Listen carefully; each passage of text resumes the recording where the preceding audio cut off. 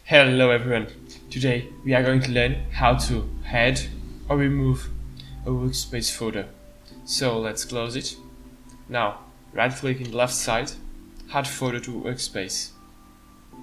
Now we can add one like Dungeons and Dragons,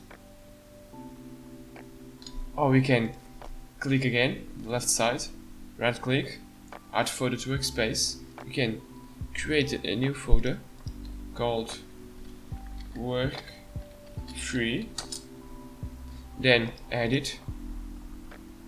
We can also create folders in it,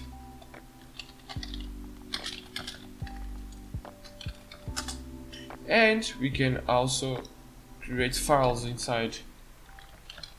We can of course manage the folders from outside the Visual Studio Code. We can reveal in File Explorer, and then we can open it and put anything here, image, not mine. So now we are going to learn how to remove it.